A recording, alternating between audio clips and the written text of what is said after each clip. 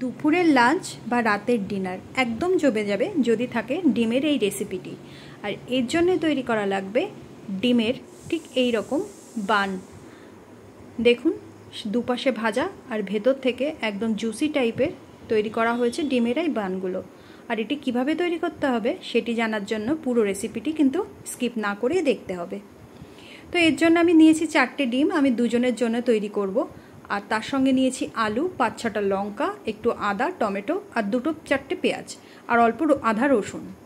এবার প্রথমে 2টো ডিম আমি ভেঙে নিয়ে তার মধ্যে ছোট চপড করা পেঁয়াজ, অল্প লঙ্কা আর অল্প লবণ দিয়ে এটাকে বিটার দিয়ে খুব ভালো করে একই দিশায় ঘুরিয়ে ঘুরিয়ে বিট করে নেব।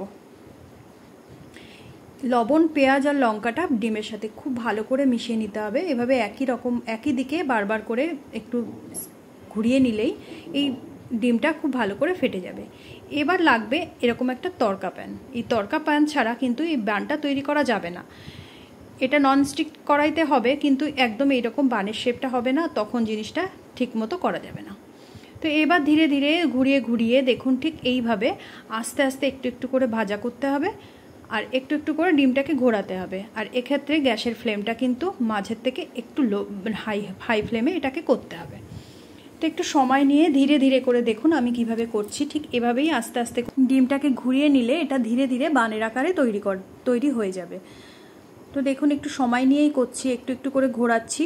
আর ডিমটা যে এক্সট্রা ডিমটা উঠে আসছে সেটা আবার যে ডিমের যে কাঁচা অংশটা তার মধ্যে দিয়ে এটা ধীরে ধীরে করে ঘোরাতে হবে। আর গ্যাসের ফ্লেমটা আপনারা দেখতেই পাচ্ছেন বেশ হাইতেই আছে। তো এভাবে আস্তে আস্তে ঘুরিয়ে ঘুরিয়ে একটু সময় নিয়ে তৈরি করতে করতে আমার ডিমের বানটা কিন্তু রেডি হয়ে যাবে।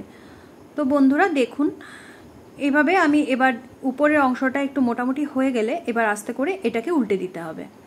তো আমি উল্টে দিয়ে এবার একটু চেপে চেপে দিচ্ছি, তাহলে নিচের যে কাঁচা ডিমটা ওটাও একটা গোলাকার আকৃতি হয়ে যাবে।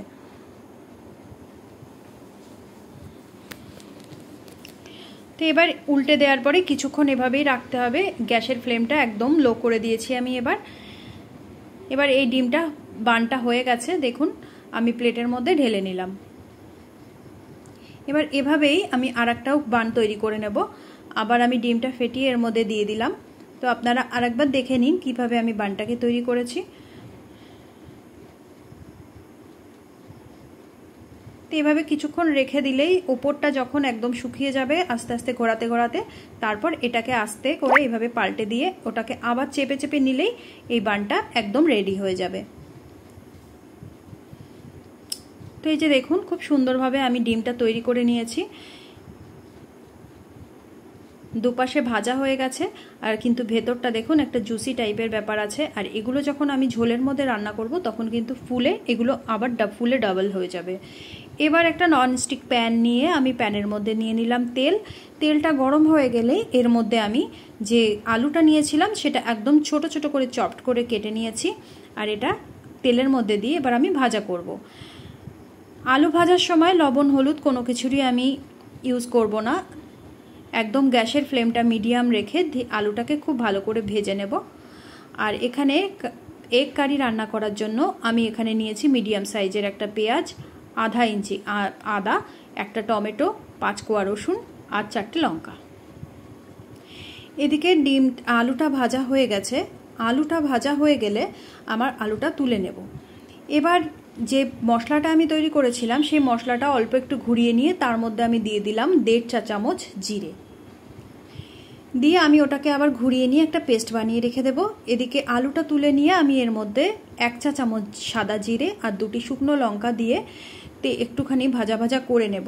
তার মধ্যে এবার পেস্টটাকে আমি দিয়ে দেব। যেহেতু সমস্ত অল্প মশলা তার জন্য সব কিছু আমি একসাথে করেই পেস্ট করে নিয়েছি। আর এক্ষেত্রে যদি বেশি করে রান্না করতে হয় তখন আদা জিরে আলাদা আলাদা করেও আমরা বেটে নিতে পারি। একটু কষিয়ে নেওয়ার পর এর মধ্যে আমি দিয়ে দিলাম 1 চামচ হলুদ, 1 চামচ লবণ। এবার দিয়ে এটাকে খুব ভালো করে কষাতে হবে। এর মধ্যে আমি মিক্সি ধুয়ে যে জলটা ছিল সেটাও অ্যাড করে দেব। আর তার আগে আমি এখানে 1 চা চামচ দিয়ে দিলাম ধনে গুঁড়ো। দেখুন মশলাটা বেশ কষে এসছে। এবার আমি ওর মধ্যে মিক্সিটা ধুয়ে জলটা আমি অ্যাড করে দেব। এবার আবারও ভালো করে কষিয়ে নিয়ে একদম তেল বের হওয়া পর্যন্ত মশলাটাকে কষাতে হবে। মশলা যত ভালো করে কষাবেন ডিমের কারিটা কিন্তু ততটাই টেস্টি তৈরি হবে। তো একটু সময় নিয়ে ধীরে ধীরে কষাতে কষাতে দেখুন এবার তেলটা যা আবারও নতুন করে বেরোনো শুরু হয়ে যাবে। মশলাটা আমার ভাজা হয়ে গেছে, দেখাই যাচ্ছে তেল বেরিয়ে গেছে। এবার আমি ভেজে রাখা আলুটা এর মধ্যে অ্যাড করে দিলাম। এবার আলুর সঙ্গে মশলাটাকে খুব ভালো করে আবারও আমি কষাতে দেব। এভাবে মোটামুটি 20-25 মিনিট আমি মিডিয়াম ফ্লেমে মশলাটাকে কষিয়ে নিলাম। এবার এর মধ্যে আমি দিয়ে দিলাম উষ্ণ জল। একটু হালকা গরম জল দেওয়ার সঙ্গে সঙ্গেই ঝোলটা দেখুন কেমন ফুটে উঠেছে। এবার আমি এটাকে ঢাকা দিয়ে রান্না করব। কিছুক্ষণ পর আমি ঢাকনা উঠিয়ে নিয়েছি, দেখুন তেলটা রিলিজ হয়ে গেছে। এবার এর মধ্যে আমি দিয়ে দেব ডিমের তৈরি করা বানগুলো। আপনারা যে যেমন গ্রেভি রাখবেন সেই হিসাবেই জলটা দেবেন। এটা মাথায় রাখতে হবে যে ডিমটা কিন্তু ঝোলটা অনেকটাই টেনে নেবে। তো যেহেতু আমি রাত্রে ডিনারের জন্য তৈরি করব, পরোটার সাথে খাওয়ার জন্য, তার জন্য আমার ঝোলটা একটু কম হলেই হবে। ভাতের সাথে খেতে হলে আপনারা একটু বেশি জল দেবেন। তো দেখুন এটা কিছুক্ষণ পর আমি ঢাকনা তুলে নিয়েছি, ডিমগুলো বেশ খানিকটা ফুলে উঠেছে আর দেখতেও কিন্তু ঠিক বানের মতোই লাগছে। এই অবস্থায় আমি এর মধ্যে দিয়ে দিলাম একটু গরম মশলা।